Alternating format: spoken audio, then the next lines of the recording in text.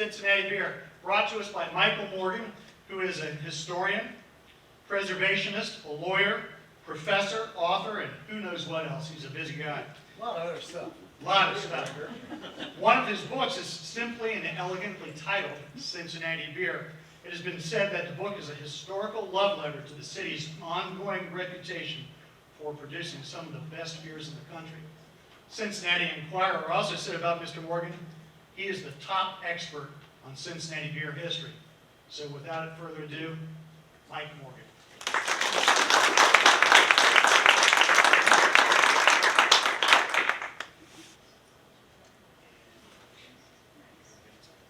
Oh, it's great. It's actually got a point. So, the city of Cincinnati, one of the fun things about downtown, now, West Side, I love the West Side, but still, I have lived in this city since 1999, and I come over here, and I get lost as hell all the time. Downtown, by contrast, has its own problems, but being confusing is not one of them. You know, it's laid out in this perfect grid system because it's laid out in the Philadelphia method, meaning they mapped out every single bit of it in 1789. That doesn't mean they laid the roads, because in 1789, it was a very dangerous place. When we came to settle Cincinnati, there were people living here. There were natives who had been living here for a very long period of time. So for the early days of Cincinnati's existence, our population was static for a number of years. And it wasn't because people weren't coming here. We were called Lasanteville originally, as I'm sure all of you guys know. But people were coming to Lasanteville. Our population didn't increase because an equal number of people would be killed in native attacks, as would show up every year. It was a very dangerous place.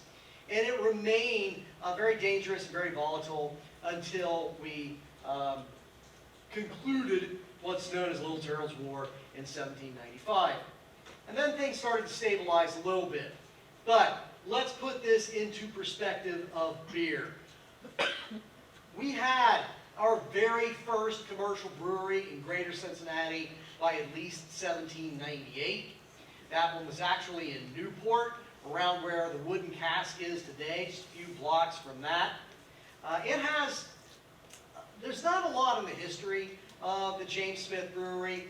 They were making beers with Licking River water. We know that. Beyond that, what else is going on there is a little bit suspicious.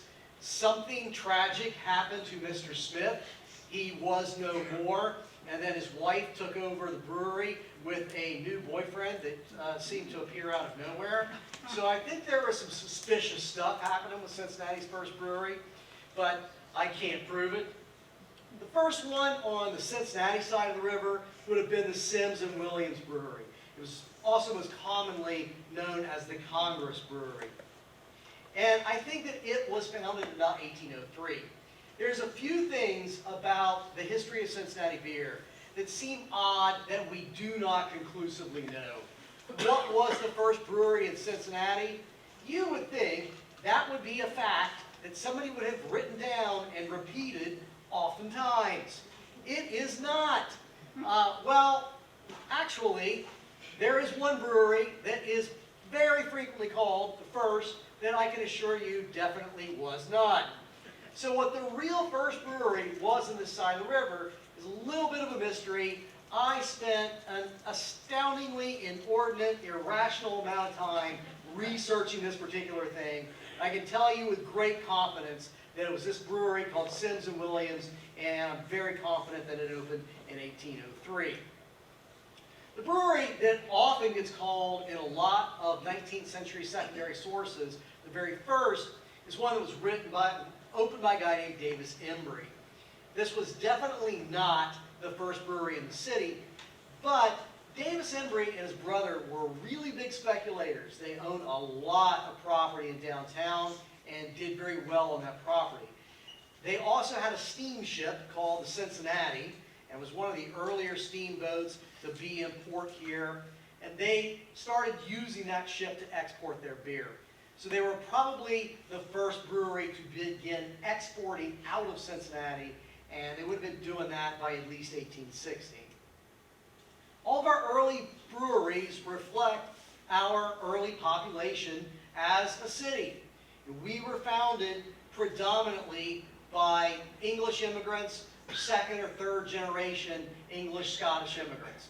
A whole lot of people from New Jersey immigrated here to Cincinnati. So our beers, also reflect that ethnicity. All of our early breweries were English or Scottish. We had one that was Irish, which is really kind of a little bit uncommon. But O'Reilly's brewery actually had another side effect to it. And Mr. O'Reilly was a brewer that came into that Sims and Williams brewery. It was later called Congress Brewery. It was called the O'Reilly Brewery for a while. Well, he immigrated directly from Ireland, and after he kind of got established here for a little bit, he brought his wife back from the East Coast. And when she got here, being Irish immigrants, they're also both ardent Catholics. And Mary O'Reilly was concerned by the fact that there was no Catholic congregation in Cincinnati. So she started it.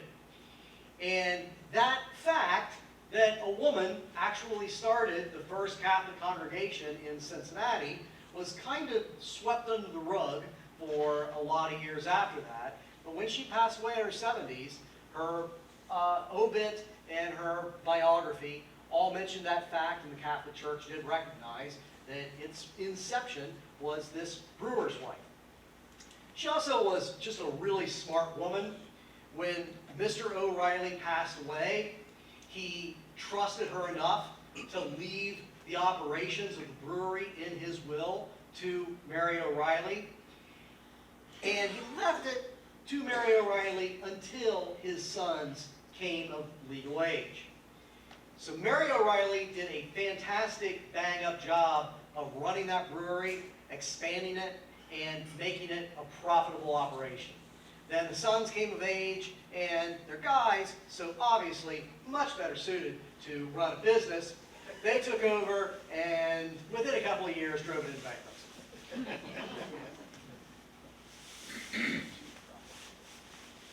So beer, as we probably all know, 4 basic ingredients in every single beer. Water, malt from barley, hops, and yeast. That symbol, by the way, you'll see that's from the Mohawk Brewery down on McMicken Avenue and over the Rhine.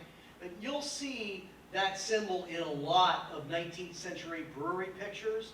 Looks exactly like the Star of David, has absolutely nothing to do with the Star of David. They were symbols that there's arguments over which one's older, but they're both ancient and they both come from roughly the same period of time. They just coexisted. Star of David and this, which is the Star of Beer Purity.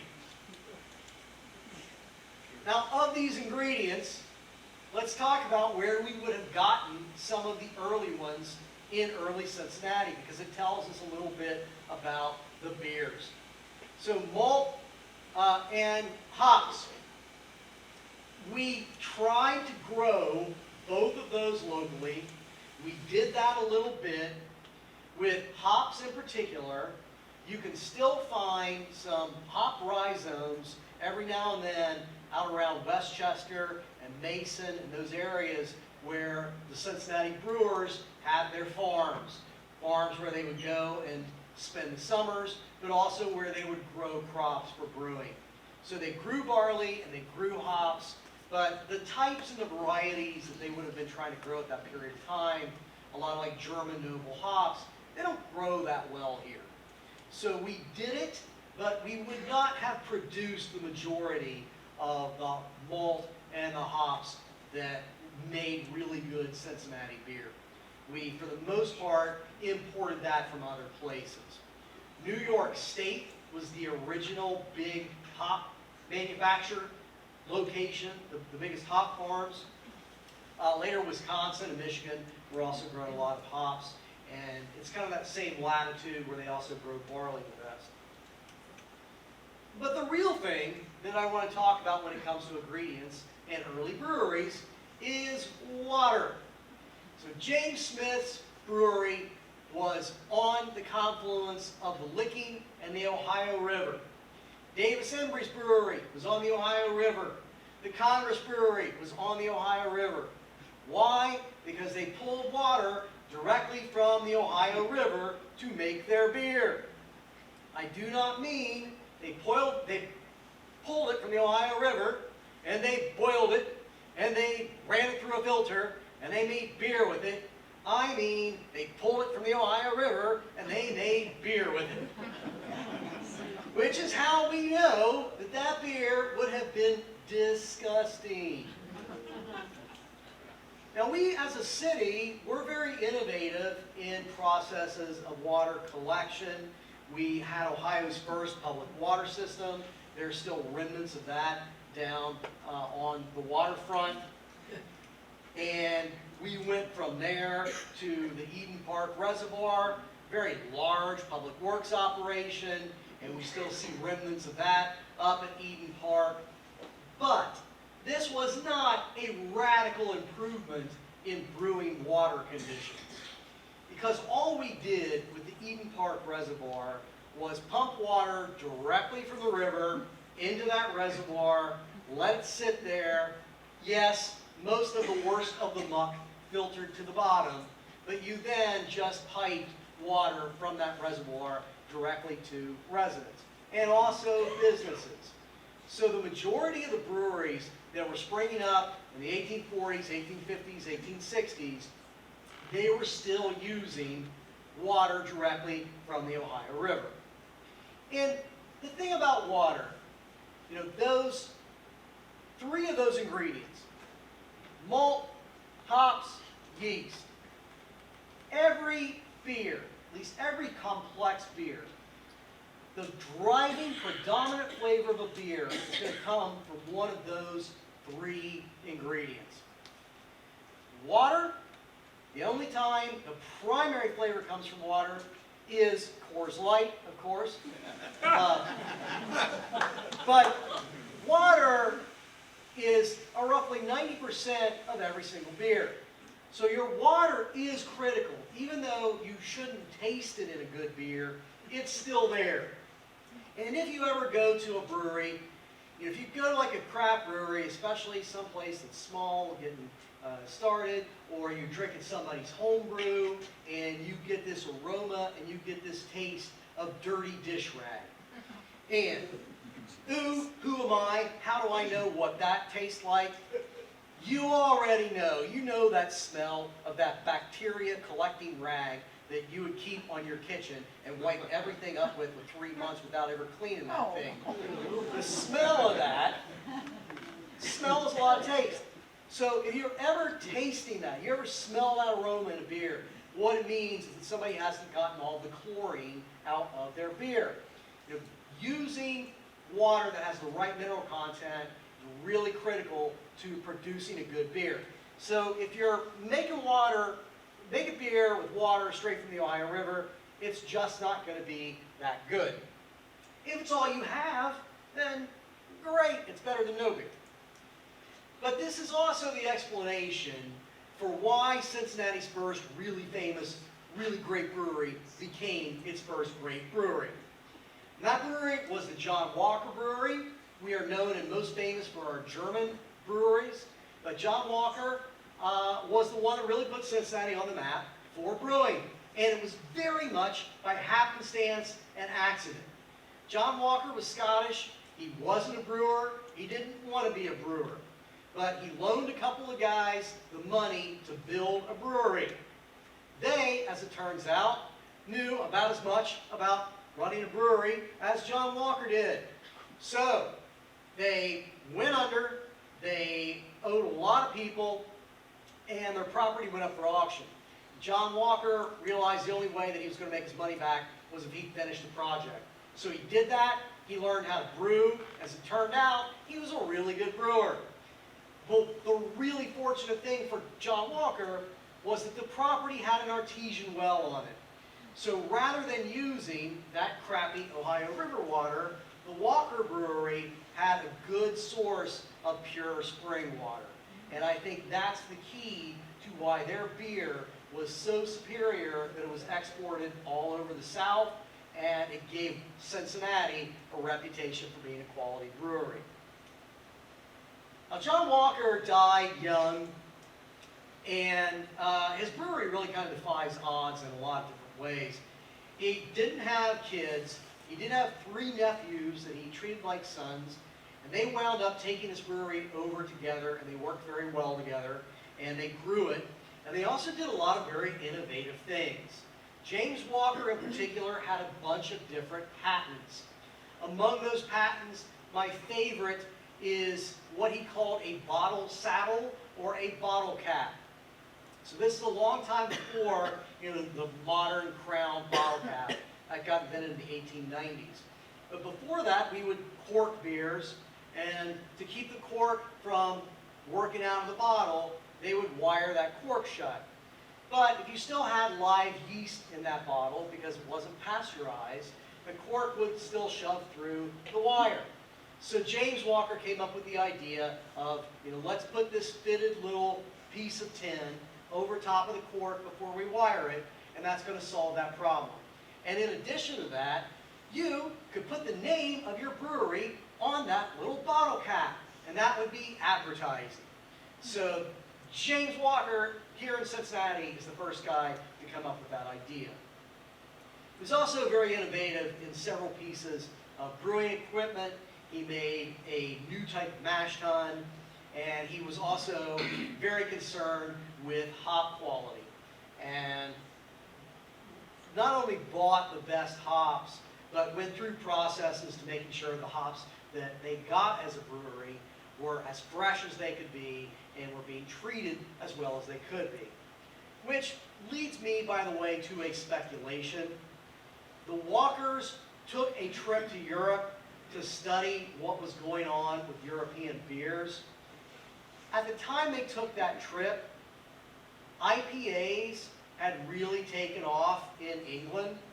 So I believe that these guys were so preoccupied with hops because I believe they were probably making one of the first IPAs in the United States at that brewery down over the Rhine. You can't prove it, but there's a fair amount of circumstantial evidence that leads to it. Now, these brothers got along together well, but there was a point where they had a split. Their brewery, as an English and Scottish brewery making traditional ales and porters, it just wasn't cutting it anymore. Once lager beer hit the scene, it's what everybody wanted. So they had to start making lagers, and they eventually decided that they were just going to do something else. 2 of these brothers were really connected to the tradition and the history of the beers they made. So James and Andrew stayed here in Cincinnati, and they opened a new brewery that made the same styles of beers they had always made. Really married to these English ales and porters. And that brewery did terribly, and it went out of business very quickly. The other 2 brothers moved to Nashville, where they bought a small brewery and radically expanded it and built the largest brewery in the South and really helped redefine brewing in the South. But what happens in Cincinnati, as well as the rest of the country, is that lager really takes over the scene. And the first documented lager beer we know of in the United States was made by Engel and Wolf in Philadelphia in 1840. There may have been lager yeast somewhere in the country before that. It may have been showing up simultaneously somewhere, but this is the accepted first use of lager yeast anywhere in the U.S. Now, one of the other aspects of Cincinnati brewing history that you would think should be accepted fact is who made the first lager beer. That one is vehemently fought over. There are at least 4 or 5 different people who claim to be the first person in Cincinnati to make lager beer, or who were attributed with that. The reason for that is that there were a lot of people that were trying to make lighter bodied beers that reflected what was popular in Germany at the time. However, you can't make a lager beer without a lager yeast strain. So I think that there were multiple breweries that were making beers that were not lager, but that people were calling lager, or remembered as lager, because they were lighter bodied. I believe that the guy that really brewed the very first lager beer in Cincinnati was a guy named Peter Knoll. He had a small brewery, he had an interesting life, and he did a lot of crazy and interesting things. But I believe Peter Knoll was the first guy to brew lager beer in Cincinnati in a small brewery on Vine Street, because Peter Knoll, before coming to Cincinnati, worked for a brewery called what? Engel and Wolf in Philadelphia. So I believe he stole the proprietary yeast strain from his employer and came here to Cincinnati, and that's how we in Cincinnati got lager beer. Doesn't matter much, because by a year later, by 1851, the Heron Court Brewery was definitely making real lager beer on a commercial scale. They made beer that they called Pilsner. Would we really have recognized it as Pilsner? I doubt it, because Pilsner requires really, really pure water. And the Heron Court Brewery, like some of its predecessors, it was using water directly from the Mill Creek to brew. That is not nearly as disgusting as it would be today, which is slightly less disgusting than it would have been 15 years ago. But still, it's not going to give you a beer that has precise enough mineral content to be a good Pilsner. But they were making lagers, and they were a very popular beer. And something else about firsts. You know, we often think of light beer as a modern invention. And Miller often gets credited for being the first American light beer. Absolutely not true. Miller was just the first to make the concept work and to really make a bunch of money on light beer. We're not the first people to come up with the concept. This is actually a pre-prohibition Heron Court ad for light beer. So the concept goes back a long way. I do a podcast called Bruce Guy's Happy Hour. It's a history predominantly of American craft beer, but we also get into other broader aspects of beer history and the brewing industry. And we do an episode that's largely devoted to early modern American light beer, Miller Lite, Bud Light, and the war of attrition between the two of them. So if you guys want more of that history, check out that podcast. This shift has occurred, and tastes are changing. In our brewing market, it's controlled by the German immigrants more increasingly that have come over here with brewing knowledge, and it's being driven more and more by an increasing German population that wants German-style beers. So what makes a lager? It is the yeast strain. Period. The end. We misuse the term all the time. I want a good, traditional American lager. What does that mean when I say that? It means a watery, yellow-colored beer. It means Budweiser or Miller. Well, those are lagers. You know, they are a kind of watered-down version of a traditional German Pilsner. But so is Bock beer. So is Dunkel. You know, the only thing that makes a lager beer is that it's made with the lager yeast. But to make a lager beer and to use a lager yeast, you need to store and age that beer longer than you do an ale. The word lager means to store. And it became an issue here in Cincinnati. You know, when we have this lager beer revolution and everybody wants to start drinking these lager beers, the two problems with lager is that it ferments at below 40 degrees. It's not going to ferment right above that. And you have to age it for a long period of time. Today, that means 4, 6 weeks, something like that. In the 19th century, you're talking more like 6 months. So you have to have a space that's 30-some degrees to make the beer, and you then need to store it and age it in a space that is 30-some degrees. And you have to do that prior to artificial refrigeration. So to make that beer, we dug these lagering cellars. We have the largest number of these lagering cellars of any city in the United States. So these cellars go down about 4 stories deep. Some of them go kind of a ways back into the hillside. They, for the most part, all look pretty much the same, these stone arched. When you get into the 1890s, there's a little bit of variation in the design, but they all look pretty much the same. And they were dug deep enough to reach cave temperatures, which in Cincinnati roughly means about 55 degrees a year. That's still not cold enough. You would have gotten them down to where you needed to brew with a bunch of additional ice. Large commercial amounts of ice that you would have put into those spaces. And later on, when you could do artificial refrigeration, they did that.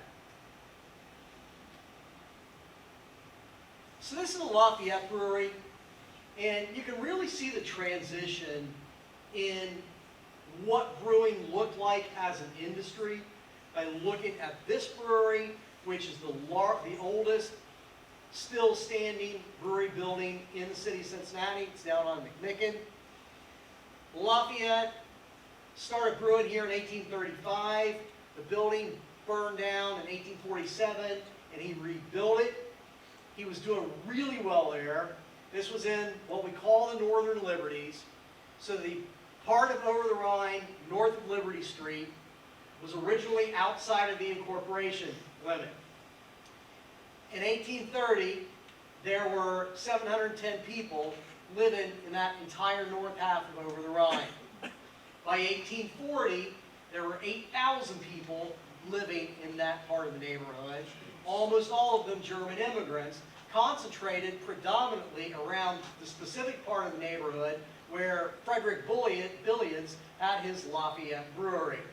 So, right place, right time, and he was making really big bucks, which is what allowed him to spend $110,000 to build this state-of-the-art brewery. Adjusted for inflation, you're talking about $3.5 million to build that facility. But it would have been really basic and really crude brewing operations. What we see in this period of time, German and Irish immigration in particular were really driving increased consumption of beer. We see beer production in the U.S. going up rapidly. At the same time, we see the number of breweries starting to decrease. Why is that? Because what happens in the Second Industrial Revolution, which also corresponds with this lager beer craze, is that starting a brewery begins to require a lot more capital than it did before. Brewing from roughly 10,000 years ago until you get into about the 1850s looked basically like that. You know, it was done by hand. We start to see steam engines involved in the 1820s, but it's really an entirely manual, hand-driven process. By the time we start getting into the lager era, and you need to come up with the capital to dig huge 4-story deep tunnels, and you need a lot more expensive equipment to begin making the beer, breweries start to look like this. You know, they become much more capital-intensive commercial enterprises. Breweries go from looking like this one, which was across from Washington Park, to looking like that one, Bosch Schneider. You know, huge, huge industrial operations, with the insides being far more sophisticated commercial operations. Although, what you see in this drawing, in this illustration, this would have been the bottling department of that brewery, and we know that this is prior to 1892, probably mid-1880s. And I know that because what's going on with, in this picture? Is this a pointer? Maybe? Yes, you have a pointer, but that ain't it. That ain't it. Where is the pointer? Is that the thing in the middle? Big button in the middle. In the middle. Oh, that. So, what's happening right here with this guy? By tax law, you couldn't put beer directly in a bottle. You had to keg it first because you had to pay $1 tax on every keg of beer. So to make a bottle of beer, you keg it, and then this poor slob, he is filling up each bottle of beer by hand. And when you go into an antique store and you see a pre-prohibition beer bottle, it has all those little bubbles in it. Why? Because they were all handmade. So the bottle's handmade, the beer is kegged, and then it's filled by hand, and then it's handed over to this guy who corks it by hand, and then it's put into a case by hand. That made bottled beer really cost prohibitive. And that didn't start to change until we got to the late 1800s, early 1900s, and both bottling technology, capping technology, and federal tax law changed. But one of the great things about the brewery buildings that we have remaining, and when I started doing preservation work over the Rhine in the early 2000s, you still had a lot of this city that said, okay, you know, I get some of the southern half of over the Rhine, but northern over the Rhine, it's just a bunch of these old unused industrial buildings. What we need to do is bulldoze that whole thing and start over.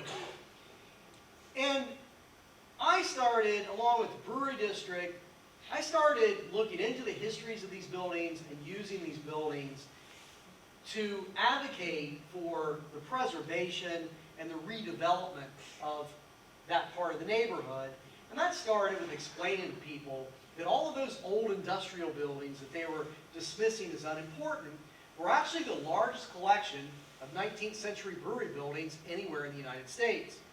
Each of them with a very proud and very rich history behind it. And we don't have many of the interiors of these buildings left, but this is what basically all of them from the late 1800s looked like inside. Very ornate, you know, still a lot of ornamentation to them. You know, and again, they're very expensive operations. And in this era, once you get into about the 1860s, you cannot fly as a brewery that makes ales and porters, nor as a brewery that is operating on a small scale. Brewing becomes industrialized, and you either get bigger or die. That is the original brewery location here. By the 1860s, it had expanded to this area beside it and everything behind it, or 1870s. Lion Brewery. FC Cincinnati just demolished most of the rest of what had been remaining of this, including its lagering cellars. Absolutely huge brewery, just another example of the size. Gurkey, we have also lost for the most part. Christian Moerlein was the biggest of all of them. Moerlein at its peak was the 4th largest brewery in the United States. It then got surpassed pretty quickly by 2 or 3 really big ones. When Christian Moerlein was making its greatest capacity, it was somewhere a little above about 500,000 barrels a year, and at that point Anheuser-Busch had already made it up to about 1 million. So it got surpassed, but it was still a really, really large brewery. And some of these buildings in Moerlein, they're still around. That one is what is Rheingeist today, and this tall one, that was their ice house. They aged beer there, and that's where Northern Row is today. Sun Mohawk Brewery on McMicken, same thing. The short building there on the left-hand side, it's where the brewery started. It then expanded into that much bigger brewery building beside it and buildings behind it. Same thing with Kaufman.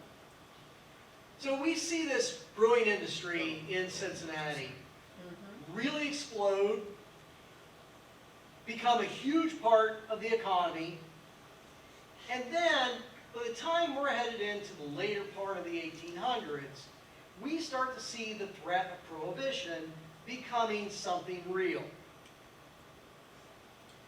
And it really starts with the Anti-Saloon League. There had always been prohibitionists, but they had, for the most part, been considered radicals and cranks. This really gets changed by the Anti-Saloon League, which got started in Ohio, and it was a small operation out of Oberlin College at first, but it grew very, very rapidly. Joined up, got additional support from the Women's Christian Temperance Union and the Prohibition Party. And these guys really changed American politics. Regardless of your political affiliation, if you want to blame someone for breaking America, it's these guys. They were the very first single-issue lobbying organization. They invented that model of corrupting politics that we have come to know and love so dearly today in 2023. And they grew very rapidly. They were incredibly Machiavellian and astoundingly shrewd. They went from this tiny little office with 2 people to an annual budget of the modern equivalent of about $8 million a year and offices in 39 different states by 1902. That is rapid growth. And the way they operated was great. Number one, they were fantastic at fundraising, direct mailers. They made that market work. They also were very shrewd politically. And one of the smartest things they did were local option laws.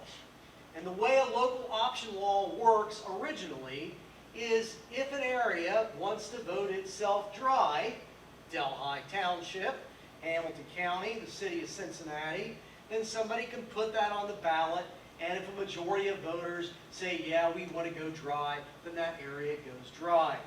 By doing that, the Anti-Saloon League really spearheaded grassroots movements all across the country for local areas to vote themselves dry. They then combined that with another great American institution, gerrymandering. When you combine those two things, if you want to put a dry vote on the amendment, you get to be the one that draws what the map looks like. So it no longer has to be a specific township or city or county. Now you can draw the map as effectively and as insidiously and as unbalanced as you want to draw it. And it was incredibly effective. And this mild-mannered cat, Wayne Wheeler, who was the head of the Anti-Saloon League prior to and through Prohibition, this was almost certainly the single most powerful man in politics throughout the 1920s and even most of the 1910s. And as this was happening, as Wayne Wheeler and the Anti-Saloon League were out there passing these local laws and really pushing a bunch of propaganda and changing a lot of American opinion, the brewers just weren't taking it serious enough. It's not until 1907 that at a National Brewers Conference, you see for the first time some breweries, some of the biggest ones like Anheuser-Busch, saying, all right, we understand that we own too many saloons, because breweries used to directly own a lot of saloons. We have flooded the cities with them. There are crime problems as a result. We are losing the public relations game, and we need to crack down on some of our worst behavior voluntarily until we see worse repercussions. But that was really only the biggest. It's not until 1913 that they really start to take meaningful action. And by then, it was arguably already too late. By the time we get into just 1909, over half of the United States was living in a dry area. 9 states had gone entirely dry on statewide prohibition. Now, why were brewers by 1909 not completely freaking out at these kind of numbers? Because on a federal level, there was a huge legal loophole. Breweries in dry areas could still sell directly to consumers by shipping the beer. And they could even use distributors to do it. So you had to get your beer delivered to your doorstep like your milk, but you could still get beer. And breweries thought, well, you know, it's not that bad of a trade-off. I mean, we've lost a lot of saloons, but the whiskey business is largely being driven out of a lot of these areas, and we're picking up some business with bottled beer, and bottling technology has gotten good enough that we can make the numbers work on this. So it's not great, but we're not going to freak out over it. Then 1912 came, and the Webb-Kenyon Act closed this loophole. So after 1912, everything that was theoretically dry was actually really dry. And that's what that looked like. Before Prohibition, everything in tan was already dry on a local basis. So over half of the country has had Prohibition normalized to it before Prohibition ever rolled around. 1913, the U.S. brewers finally decided that they should start to lobby in an organized way. They did that by teaming up with an organization known as the German-American Alliance. And in 1913, that sounded like a pretty good idea for a lot of tactical reasons. In 1917, when this little thing came around called World War I, and Germany was the enemy, and the German-American Alliance was also the lobbyist for the German government, turned out to not be that smart of a tactical move by the brewing business. So they did a few stupid things. In those years in between, they tried to really push the idea that beer was good for you. You know, whiskey, that might get you drunk. But beer, that's temperance drink. So you see odds like this one. This is Houck's Old Invalid Bottle Beer. It's in bottle if you're too sick to go to the bar. So it is beer that you give to people because it'll make you healthier, because beer is good for you.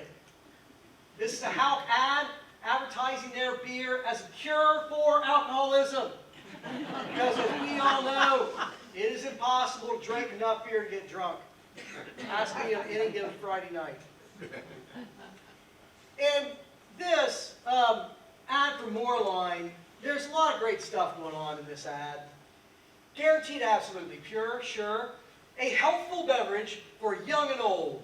A drink of exquisite flavor that nourishes, invigorates, and tones the system. Endorsed by all authorities, meaning doctors. Now, what does young and old mean? Are we talking about, you know, that kid? I mean, she's not. The mother's keeping the beer away from the kid, right? Because it's inappropriate for the kid to drink. Wrong! The mother's keeping the beer away from the kid because that's her beer. Moreline advertised their beer directly to children as good for children. Good for little tots. I've recommended that ad coming back, but I've been shot down thus far. So, for a variety of reasons, we get Prohibition. And what that looks like here in Cincinnati, Christian Moreline was really the brewery that was smartest, and it just got out in time. It made a near beer in 1917, and so by the time Prohibition rolled around in Ohio in 1919, they already knew that near beer didn't sell, so they got out. Ohio went dry in 1919, the rest of the country in 1920. Volstead Act got passed. Breweries, again, were kind of taken off guard because they thought, well, the 19th Amendment, or the 18th Amendment rather, says that it is going to be illegal to manufacture and sell intoxicating liquors. We still have enough power and money that will get intoxicating liquors defined as anything with an alcohol content above 3%. That, of course, is not what happened. It got defined as 5%, and things were very bleak for the brewing industry. Near beer is still legal. There's a lot of secondary histories out there that say that the brewery started trying to make near beer, it didn't sell, and so they went out of business. Not really true. Most of the ones that stayed in business seem to have just tried to continue making real beer. So in 1920, Hootapole, Jackson, and Heron Court all got busted for making real beer. 1921, the Shower Brewery became the very first in the United States to not only get busted, but to have the feds want to make an example of that brewery by sending those brewery officials to prison. So it's the first time in U.S. history that brewery officials started being locked up. That scared a lot of people off. 1925, we see the last really big bust in the Ohio side. A couple of breweries were busted. The Mohawk Brewery was the one that was really the center of a huge federal criminal trial. The owners of the brewery pled guilty and did prison time, much to their own personal shame. The treasurer of the state of Ohio did not plead guilty in this large conspiracy, but he did go to prison as a result of it. The governor was implicated, although never indicted. And our sheriff was indicted and charged in federal court, a guy named Sheriff Witt. And Sheriff Witt took it to trial. I can tell you that if you go back, if you look at records, everything that was going on, Sheriff Witt was guilty as hell, period, the end. Do I know it as fact? I know it as fact like I know O.J. Simpson killed Nicole. I can't prove it, but yes, he was guilty. But when he gets acquitted by a Hamilton County jury, it did not like Prohibition. It was a astounding ovation in the court. And it took 2 hours for people to pass by him, shake his hand. People broke down in tears, hugged him, because we as Hamilton County loved our crooked sheriff, because that's what we thought of Prohibition. We were then basically dry in Cincinnati. Wiedemann continued to be the really big producer, and those guys got busted in 1927, a huge bust. They almost lost the entire brewery. They managed to keep it, but there was some prison time that was done there as well. Then finally, Prohibition ends. And it ends in a two-step process. First of all, Roosevelt ran. Prohibition had not been a single-party issue. The Anti-Saloon League was really effective at manipulating both Democrats and Republicans. But the farther you got into Prohibition, ending Prohibition became a Democratic issue, and keeping it became a Republican issue. So Franklin Roosevelt got elected in part on his promise to end Prohibition. It was also a landslide in Congress, which enabled them to very quickly start to move to roll back Prohibition. And so the first thing they did was redefine intoxicating liquors as 3%. So that's where 3.2 beer came from. And then that same year, now, I'm going to get off of here because I am out of time, but I am going to ask you what sounds like a very loaded question. Did Prohibition work? We call it the failed experiment, which seems to indicate, no, bad idea. Well, I think it was a bad idea, but when it comes to some stats, Prohibition actually decreased alcohol consumption by 70% in the first few years of Prohibition, and alcohol consumption in the United States did not hit pre-Prohibition levels again until 1973, and then it decreased again. So, whether it worked or not depends on the metrics. It gave us organized crime. It caused tens of thousands of people to be killed by bad booze, and it completely corrupted the judicial system. But it did decrease the amount people drank for a multi-generational period of time. So I still think it was a bad idea, but you probably didn't know that if you're only looking at it at reducing alcohol consumption, it was not exactly the failure that you may think. Post-Prohibition, we as a city came back. We had a lot of local breweries again, and we were actually making more beer than we did pre-Prohibition. But by the time we got into the late 80s, the same things were happening here as everywhere else in the country. We were losing our regional breweries. And by 1997, Hootable Shanley was the last one that was being brewed here, and they went under, and local beer as we knew it was gone. Although the craft beer revolution was beginning. So the other final thing I'm going to leave you with is that I mentioned this podcast I do, Bruce Guy's Happy Hour. We have been going through the history of American craft beer, and we have been fortunate enough to interview all of the really huge players of the American craft beer industry. It's been amazing how many billionaires have been willing to talk to us about starting Anne Christine Brewery, and Ken Grossman from Sierra Nevada, and the guys that started Great American Beer Fest. So we talked to, my co-host and I may just be a couple of idiots, but our guests are amazing. So if you're interested in the topic, please check that out. Otherwise, I'm out of here.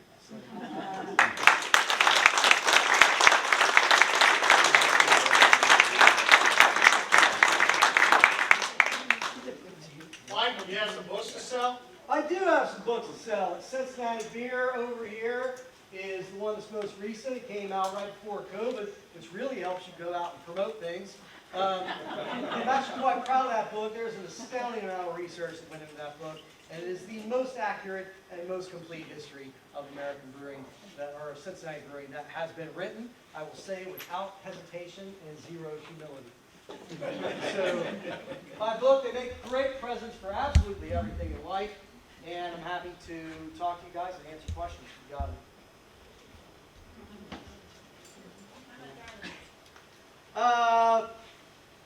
22 on a credit card, $20 cash and check. 20 on the other one. Yes? You know, we do have hops growing in Delhi. In our Delhi Paradise Garden, we have hops growing. Yeah. Nice stand. We actually have a few good commercial hop farms here locally. And in fact, one of the guys, Miami Valley Hops, I teach with the guy that owns that hop farm. And they're growing varieties that are suited to our climate here, you know, the greater heat and humidity. So we are producing some hops, and we're producing some pretty good hops. We're still not going to make good German noble hops here, but we can make some good hops. Yes? Could you give us an idea, if you wanted to make maybe a barrel of beer, how many hops do you need? I've never... Oh God, no, I cannot. I don't brew personally. So I know a lot of people that do, so I see no reason why I should. I've always been curious, is it just a few? Or is it... I mean, it depends on the type of beer you're making. So an IPA, you're going to add hops to it twice, and it's going to be a lot more of them. But, God, I'm trying to remember. Probably about 10 ounces of hops in a 31-gallon barrel. Okay, here's your... I'm a brewer. Yeah, you ask that guy. And we grow hops. Oh my God. Don't ever do that to yourself. Do not. They're the most invasive thing I've ever seen. They go everywhere. How long have you been growing them? We've grown just a few years. I grew a couple. Oh, let's just put this in. It's going to be really nice. And then it's, jabbing leaves stuff kind of thing all over the place. Yeah, we have UC grows. UC has its own farm used for academic purposes, and so we have a small hop farm there, and we just this last year harvested those hops to take them to West Side where they brewed of beer around the UC hops that we harvested. So we're gonna start doing that annually. The plan is those will come out, it'll be very fresh hop, and that beer will come out around about August when that semester starts, and kind of, because those hops are typically gonna get harvested about July, so. You can look for that West Side Brewery. Those guys are making great beers and they're good people. Is that farm out by, Miami Whitewater? Yes,